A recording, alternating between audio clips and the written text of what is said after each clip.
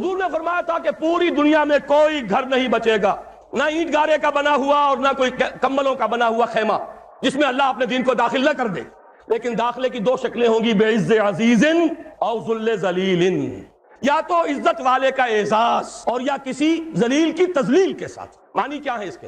اگر گھر والا خود اسلام قبول کر لیتا ہے فَلِلَّهِ الْعِزَّةُ وَلِرَسُولِهِ وَلِلْمُؤْمِنِينَ، اب وہ بھی اس عزت کے اندر شریک ہو گیا جو اللہ کے لیے ہے، رسول کے لیے، اہل ایمان کے لیے، اس کے اعزاز کے ساتھ اس کے گھر میں اسلام داخل ہوا۔ اور جو اسلام قبول نہیں کرے گا ظاہر بات ہے اسے بھی اپنے گھر کے اندر جو چاہے کر لے، لیکن پورے نظام کے تابع ہو کر رہنا پڑے گا۔ جو بھی لا آف دی لینڈ ہے اس میں اللہ اور اس کے رسول کا حکم چلے گا، لہذا اس کی توہین ہو گئی خود بخود۔ وہ اپنے گھر میں جو چاہے کرے، شراب پینی ہے پی لے، اپنا جو معاملہ کرنا چاہے، کسی ایک معبود کو نہیں ہزاروں معبودوں کو سجدے کر لے، اجازت ہے، لیکن یہ کہ ملک میں نظام اللہ اور اس کے رسول کا، غلبہ اللہ کے دین کا، وَلِلَّهِ الْعِزَّةُ وَلِرَسُولِهِ وَلِلْمُؤْمِنِينَ، یہی دو شکلیں ممکن ہے جو حضور نے بیان فرما دی۔ اور میں نے عرض کیا تھا یہ قرآن مجید کی آیت ہے۔ نصارہ اور یہود کے بارے میں سورہ توبہ میں فرمایا حَتَّى يُعْطُوا الْجِزْيَةَ عَنْ يَدٍ وَهُمْ صَاغِرُونَ، جبکہ مشرکین عرب کے لیے کوئی آپشن نہیں تھا، یا ایمان لاؤ یا قتل کر دیے جاؤ گے۔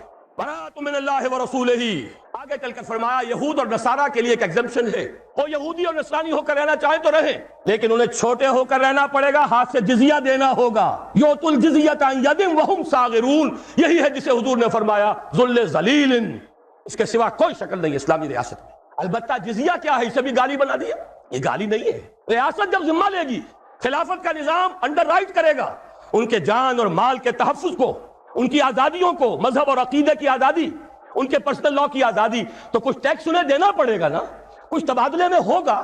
مسلمان زکوٰۃ دیں گے، اگر عشری زمین ہے عشر دیں گے، خراجی زمین ہے خراج دیں گے، تو انہیں بھی کچھ دینا ہوگا کہ نہیں؟ بس یہ ان سے زکوٰۃ نہیں ہوگی اور ان سے ہوگا ٹیکس، اور ٹیکس ہے جس کا نام جزیہ ہے۔ جزیہ کسی کا جزا، بدلہ، یہ تو ایک در حقیقت مبادلہ ہے۔ حکومت جو کچھ خرچ کرتی ہے اس کا کچھ نہ کچھ حصہ آپ کو برداشت کرنا ہوگا، تو جزیہ جزا ہے۔ ذمہ وہ ہے جس کے تمام حقوق کی ضمانت خلافت کا نظام دیتا ہے۔ یہ ہے ایک علیحدہ معاملہ۔